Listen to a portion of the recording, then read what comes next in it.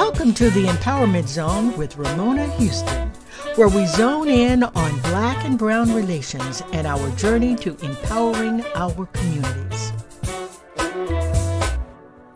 Hello, welcome to my podcast. It's May 13th, 2020, and I am here with Lydia Camarillo. I am so excited to have her as my guest today. She is president of the Southwest Voter Registration Education Project and Willie Valesquez Institute. SVREP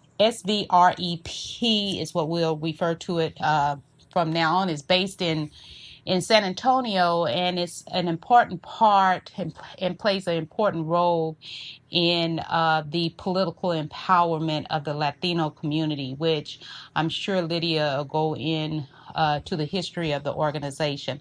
I'm excited to have her for various reasons. The first time I met her, which was this year at the United States Hispanic Leadership Institute in Chicago, I just immediately vibed with her. She just has this great spirit. And of course, I'm always inspired by other women leaders. What is also interesting is, as an undergrad at Clark Atlanta University in Atlanta, Georgia, my senior thesis was on the SVREP. And so I was just so excited to hear that they had Lydia as their leader, had a female leader. She's only, I believe, the fourth president of the organization. And so I'm just excited to have her also as a native Texan, with the organization being located in San Antonio. And I was thinking recently, San Antonio to the Mexican American community is what Atlanta is to the Black community. And so I'm just so for me, it's just, and my family has a long history in San Antonio. We're from Brownwood, Texas, but my grandfather's from Fredericksburg and Bernie area and grew up in San Antonio. So we have a long history with San Antonio. And then I end up here in Atlanta. So with my Black Mexican cultural identity, is great to be connected with Lydia in San Antonio. So without further ado, I'm going to ask Lydia to tell us all about her personal and professional evolution. Tell us about the SVREP and what the Institute is doing now, what your goals are, what our audience needs to know in terms of how we can do more to support your work and do more for the empowerment of the Mexican American / wider Latina community. Welcome, Lydia.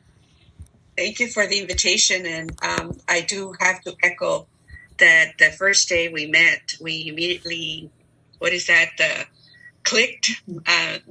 I think we had the energy, the connection, and then we had a wonderful time getting to know each other. So it's been a pleasure to get to know you, and I look forward to having this, as my son says, for the rest of our lives.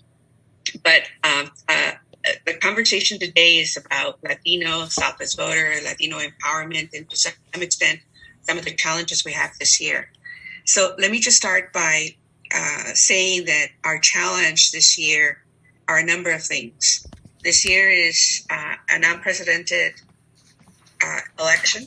It is the most consequential election of our lifetime for a number of reasons. First of all, we have a virus, the coronavirus, that is clearly hurting people, killing people. It's a deadly disease. It is a global pandemic that is causing chaos in families. Families are losing their jobs. They're not only losing their families and friends through, they're losing their lives, but they're also losing their jobs. We have, 30 million people that are unemployed. We will probably have the worst unemployment in our history since the Depression. We're already at those kinds of levels. Schools are not interacting in person. How do you teach a 5-year-old whose second language is English? How do you, or another language, or those children that have disabilities? I know my son is in college, and he's been having his classes through college, and it's not the same thing. It's not the same interaction. So I know that the education of our children is something we have to keep an eye on in terms of its long-term effect. Having said that, this year is important for a number of reasons. It's an election year. It's a presidential cycle. It's also the year that we count our communities during the census. The census has implications in terms of resources for our communities, as well as the work of or gain congressional seats as a result of the gaining. During this census count, we also have a number of problems. First, the administration refused to really allocate the kind of resources you would need in a normal day. And now we've got the issue of how do you count people? How do you find out where they're at with this pandemic with us? We also have, for the first time, people are filling out their application online. And then we have the essence of being shut down. We're shut down. Even though there is conflict between some states and some national conflict between, do we open up already? It's just May.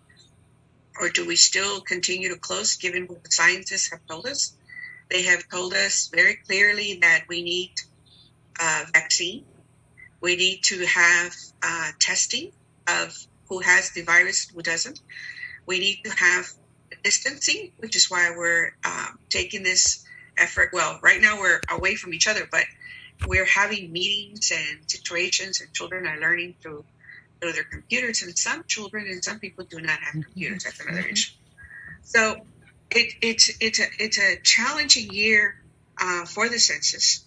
Texas is supposed to gain 3 to 4 congressional seats. Georgia is supposed to gain a seat.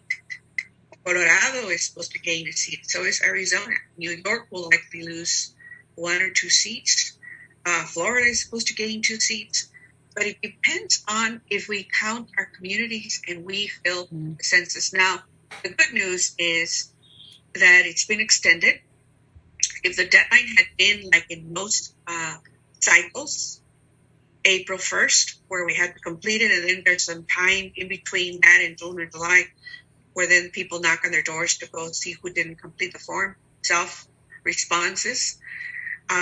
We did terrible. Most in past years, it's been 67, 75%, depending on the year.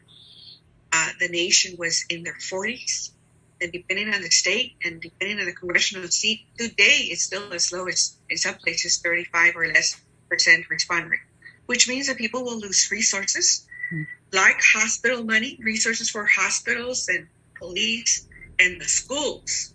We know that educators tell me all the time that the best scenario is to have a ratio of 1 teacher per 20 children. And if we don't count the children in those communities, it's going to end up being 1 teacher for 35, 45 students, which is part of the problem. So the census is very important. The redistricting is very important. It's political power and representation for our communities. And just like we know we have to worry about being counted and making sure that we figure out the redistricting process, we know that Texas in the last cycle grew by 4.3 million and gained the 4 new congressional seats. As a result, Latinos were able to gain 2 new Latino seats that were drawn as Latino seats. A lot of the members of Congress in the Black community and the Latino community and the Asian community, it's because they're seats that are drawn to represent communities of color. And that has implications on our community. So we may lose some members of Congress that look like us, that represent our communities if we're not counted. So it's a very important year for those reasons. The election, the census, and then we have a pandemic that clearly is not going to end today, tomorrow. At best, the scientists have said that it may take anywhere from 18 months to find a vaccine to some have said 5-10 years. Now there's competition going on to see who will bring it, so that's a good sign, so that hopefully somebody will find it. But those are the challenges. So I wanted to sort of take a few minutes to sort of discuss the challenges. The next question is, how does an organization like ours, and who is Southwest Voter, by the way, so if I may take a second. Willie Velasquez founded Southwest Voter in San Antonio, Texas. In 1974, it became a formal organization. But in 1968, Willie, along with other leaders from LULAC, League of United Latin American Citizens, and MALDEF, Mexican American Legal Defense Fund, were having conversations about how do we protect our community from discrimination. And they modeled the organization. LULAC is modeled after the NAACP organization, membership organization. Some of those members were lawyers at the time in 1968, at a time when civil rights was not only blossoming and blooming, but we were affirming ourselves as communities to take our right in history and in society in America. So Willie Velasquez talked to the lawyers that were LULAC members who were now saying, how do we stop discrimination at all levels, housing, jobs, including the redistricting efforts that have to be drawn. LULAC then said, we're going to start the Mexican American Defense Fund. Again, similar model from the NAACP Legal Defense Fund. And Willie said at that time, he was very young. These folks were very, very young. You have to take into the situation that Willie was in his 20s, early 20s. And he said to Mario Bledo, who was the president of MALDEF and LULAC, this is before it all started. MALDEF started officially in 1968. Filed their papers, they became an organization. It's 50 years old, and they've won a number of cases to protect our communities that serve not just the Black community, the Latino community, but the Black and Asian and other communities of color through the legal cases they have won. And at that same point, Willie said, we need to register voters because another thing that we need to do is empower. So, again, modeled after the NAACP Voter Fund. So, Southwest Voter proceeded to file its papers in 1960. It took from 1968, and every year he would file, and he would be rejected, to 1974 when the organization became an official organization. We would be 50 years today, but for Willie was blacklisted because they didn't want Latinos or Mexicanos at that point to register Mexicans, or rather Mexican Americans, or Xavier and Tejanos to vote. So this is an important part of the story is Willie asked Mario Bledo, help me, and what's going on here?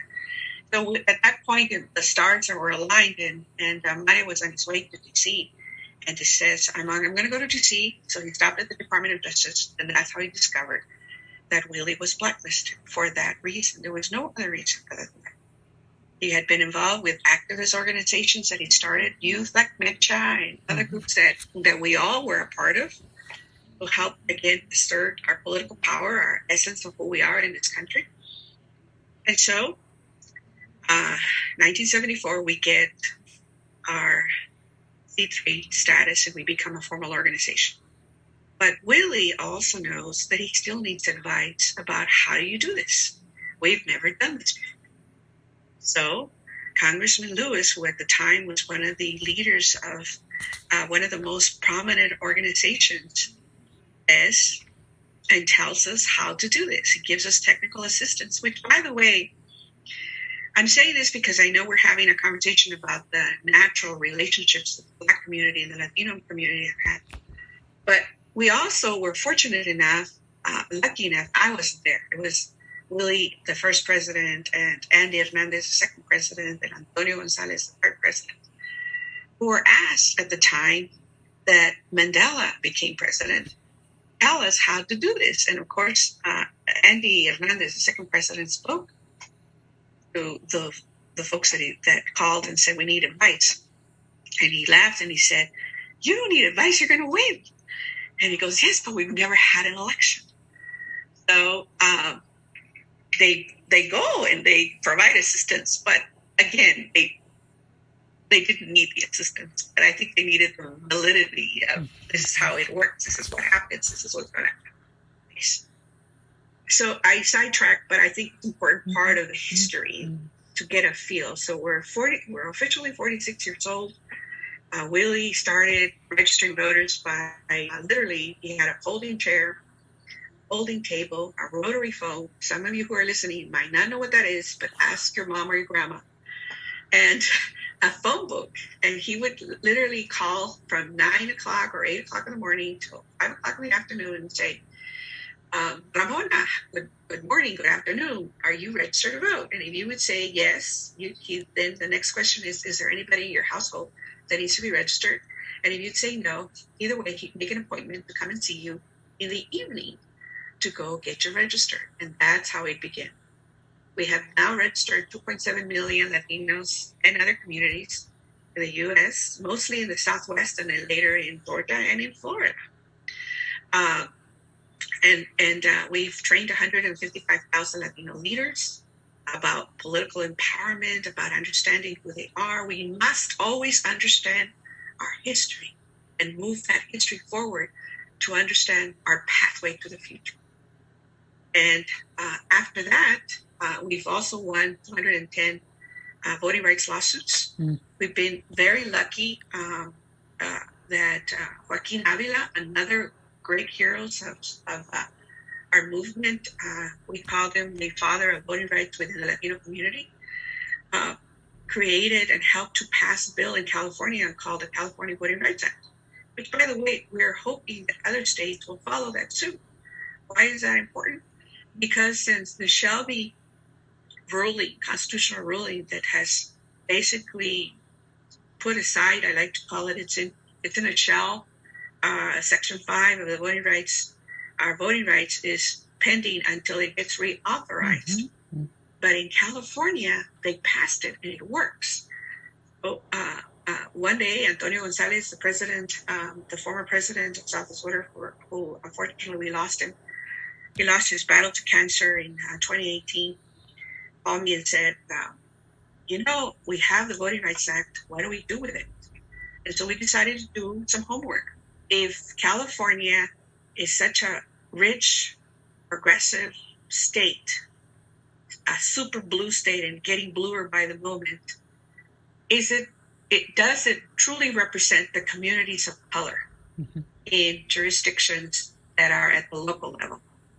And so we did some homework. We found out that hundreds and hundreds of communities that are school boards, water boards, city councils are the populations may be Asian, maybe Black, maybe Latino, but the governing bodies are not, because the elections are held at large.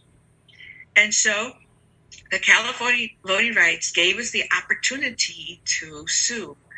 And we have now moved and transformed 100 jurisdictions from at large to single member districts. And we have many first again. First city council member, first school board member. And of course, we coupled that strategy of filing those challenges with registering voters, with finding candidates, with training candidates to run for office, and training organizers to organize their community. Because bottom line is that when Willie started the organization, the concept wasn't that we wanted to have a job, rather that we wanted community to speak for themselves, fight for themselves, to empower themselves, and to have self-determination. So that's where we're at. I haven't really talked too much about myself. Frankly, I'm a Mexicana, Latina, Chicana. We don't really like to talk about ourselves. So before I say a few things about myself, let me just say this. Southwest Voter had already reached out to 1,000 high schools in Texas for this election cycle. We were on our way to registering voters in those high schools. And then Texas shuts down. So now the next strategy is moving from what we are. Our strength has always been grassroots. Mm-hmm. Our strength is door-to-door, phone banking, live repetitive contacts. That's who we are. That's who we'll always be. But this year requires us to shift from the way we work. We work from grassroots, complementing social media and other indirect ways of contacting voters, and TV and radio and all of that. Campaigns do that first. We do grassroots first, and then we complement depending on resources. Well, this year we have to do a lot of social media. We're going to, next week, we're going to launch our app. It's not a new app. We put together the app in 2016. It has to be updated given the new rules, the new laws. For instance, there were less than 30, actually, I believe there were 33 states that could register online. Now there's 39. So we have to make sure we do that. We also are bringing issues so that people can figure out at the end of the day, not only register online, but where do you go vote when we have elections, among other things. So the app will be launched next week. And our goal is to use the app using social media to register voters online in those 33 states, which include, by the way, Georgia, Florida, Arizona, Colorado, California, among others, Michigan. So we will work really hard to make sure that we partner with other groups to do this. Second, we are obviously going to be buying ads in our social media platforms so that we can engage communities. And then if by some chance America truly opens up again and we're not in danger and our lives aren't in danger, then we'll open the doors and go knock at the doors and we'll couple that. But for now, we're sort of shifting our strategy. I mean, think about this. Who on earth is going to open the door to a Latina, a Black woman, an Asian, if we knock on the door and we're wearing a mask? So that really creates a difficult thing. The next thing is, how do we vote? We saw that in Wisconsin, hundreds and hundreds of people were in line. They cut the hours because we don't have the voting rights. Hours have been cut. So the systematic barriers have existed, continue to exist, but will get even worse and more complicated with the virus. So those are the part of the challenges. Last but not least, in terms of the challenges, is money and resources are being moved to feeding people, helping people, finding PPE, what are they called? PPE. Thank you. Personal. What is it? Personal protection equipment. Yes. For everybody, rightfully so. Mm-hmm. But that means that organizations like ours, who has a big mandate given the year, it's an election year, a consequential year, it's a census year. How do we make sure we reach people if less resources are available? So that's an issue. But I've had the opportunity and the pleasure and the privilege of working with Southwest Voter in one way or another for a lifetime. I didn't know this then, but I helped as a volunteer register voters when I was 18, when I was at UC Santa Cruz. I then obviously I worked for MALDIF and other organizations, but I had the opportunity of becoming the executive director in 1994 and moved from Los Angeles to, when I was working in MALDIF, to San Antonio to run the Texas office and work in partnership with then Antonio Gonzalez, the president, to make sure that we would move the organization forward. In 1999, I was invited by Vice President Al Gore to run the 2000 Democratic National Convention. So I left. You know the story of what happened there. And then I came back in 2003. So I've been with the organization in what I call 2 cycles for almost 21, 22 years. And in that time, I've either was the executive director or I'm now the president and vice president, because when I came back, my title was vice president. And then now I'm the president. So we work with the Greg Moore from the NAACP Voter Fund, with other groups on the field side. We work in partnership with MOGIF and all the organizations that are trying to figure out how do we have an election that's fair and where our vote is honored and counted. And then we sue when we need to sue. You know, we were part of the cities and the states and that sued to stop the Census Bureau from including the citizenship question, among the other stuff that we do. The most important thing that we do is we look at a person's eye and we ask him to think about their children, to think about their parents and their grandparents, and imagine a world where they are respected and treated with respect and dignity. And we know that the vote is one of those ways that you do this. And Willie coined it well. Su voto es su voz. Your vote is your voice. Your voice, our vote is our power. Thank you so much, Lydia. You know, you going through the challenges that our communities are facing and then looking at the solutions and the importance, which is the most important factor, the importance of self-determination and self-empowerment and being able to determine our own future and being able to embrace our power. This is a powerful story in terms of the work that SVREP has done and continues to do, and that they continue to work on behalf of all communities, even now during this pandemic and the systemic issues that we are facing now.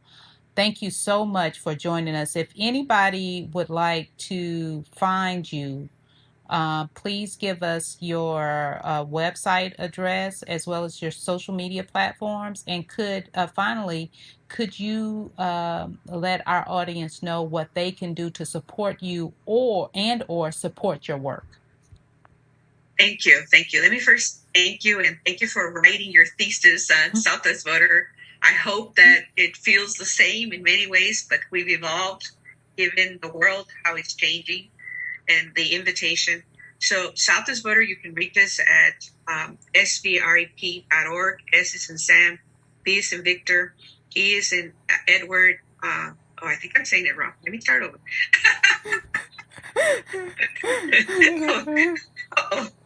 S is in Sam, V is in Victor, R is in Run, E is in Edward, P is in Paul.org.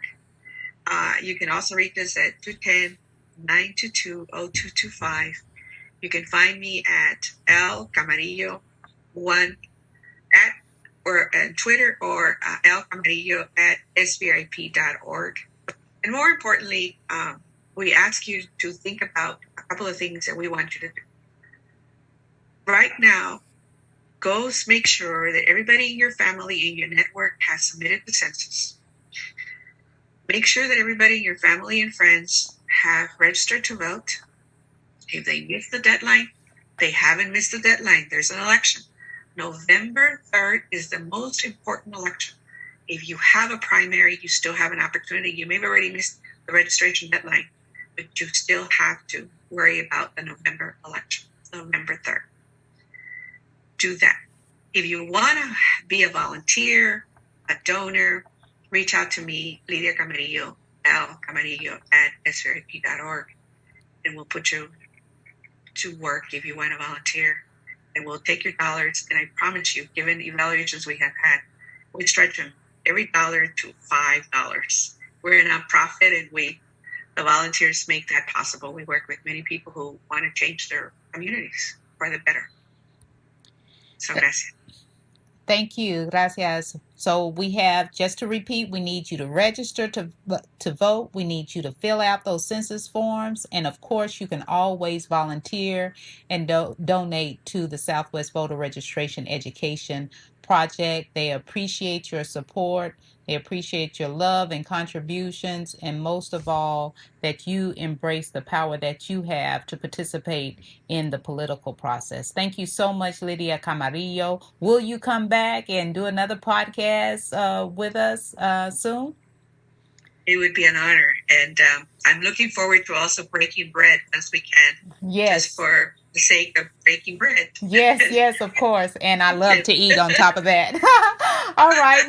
We'll see you soon. Good luck with your work and many peace and blessings. If I can ever be of service, please feel free to reach out to me as well. Thank you. Thank you. She just said she wants to volunteer. So Yes. You can count on me. Just let me know whenever you need me. Thank you, Lydia. Gracias. Talk to you later. Thank you. A special thank you to the incredible team of the Empowerment Zone. Terry Gully, theme song. NADWorks, digital support. And of course, our featured guest.